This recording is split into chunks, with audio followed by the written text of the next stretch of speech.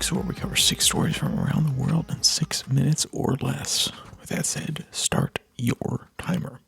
We begin today in Peru with our Prime Minister Alberto Altoro has requested a 90-day emergency legislative powers to address critical national security concerns, focusing on combating organized crime and drug trafficking. The government aims to implement legal reforms, enhance security force capabilities, and adjust the penal code to tackle rising violence. Congressional approval is required for these special powers following the precedent in Peru's recent history of addressing pressing national issues. From Reuters, quote, "Our nation is facing a critical juncture where immediate and decisive actions are not just desired but necessary," said Otorola, end quote. Next, we go to Morocco, who has announced an ambitious plan to phase out coal-fired power by 2040, targeting over 80% of renewable energy capacity by 2025. The strategy involves gradually expanding solar, wind, and hydroelectric power projects while maintaining economic stability. This initiative aims to improve energy independence and reduce environmental impact to align with global climate goals. From Reuters, quote, "Morocco's strategy aligns with global climate goals. The transition will not be abruptly enforced. Instead, it will be gradual to ensure that economic stability is maintained while new industries and job opportunities are created in the renewable energy sector," end quote. Next, we travel back across the Atlantic to Mexico, where previous president Andrés Manuel López Obrador has publicly accused U.S. players of involvement in fuel smuggling activities, highlighting a significant economic and security challenge.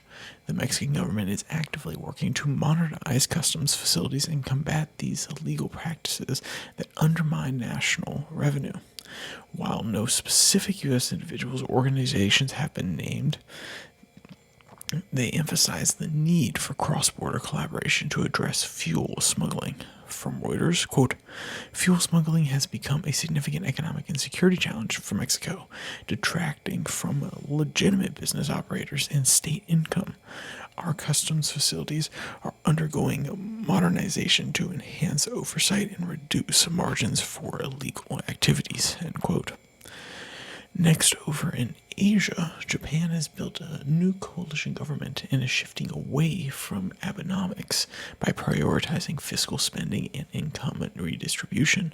The strategy aims to address economic challenges like stagnant wages and wealth inequality, with a focus on stimulating consumer spending through potential cash handouts, tax breaks, and enhanced social benefits. This approach represents a significant pivot from previous monetary policy focusing strategies in Japan.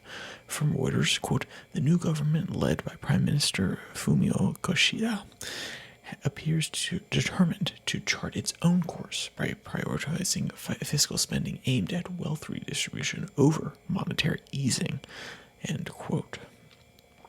Next, we travel south to New Zealand, where their parliament is considering a groundbreaking bill to ban social media access for individuals under 18, like their neighbor Australia did not too long ago. The proposed legislation aims to protect youth from cyberbullying and online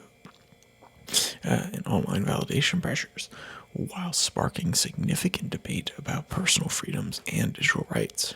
Supporters argue the potential mental health benefits outweigh potential challenges, whereas critics question the practicality and enforceability of such a comprehensive ban.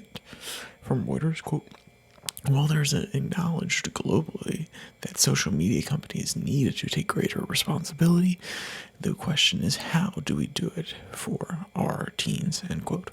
And lastly, Hungarian President Viktor Orban faces a complex political situation following the canceled Trump-Putin summit in Budapest. From Reuters, quote, holding the Trump-Putin summit would have been a diplomatic coup for Orban, showcasing Hungary's rising influence on the world stage amidst its isolated position within the EU. Political analysts suggest that Orban is likely to pivot towards enforcing economic ties with Eastern countries and employing nationalistic rhetoric, end quote. And if you want to read any of the articles from today, you can find them in the link in the description below. Like and subscribe button. Also down there, you can find the podcast on Spotify, Pocket Cast, Podvine, as well as on Apple Podcasts. Also down there, you can find the Twitter handle where I post links to these episodes when they come out, normally on Tuesday and Thursday for this one, and then the normal podcast that comes out on Monday, Wednesday, Friday. So, with all that said, there's only one more thing to say. Stay safe. Don't die.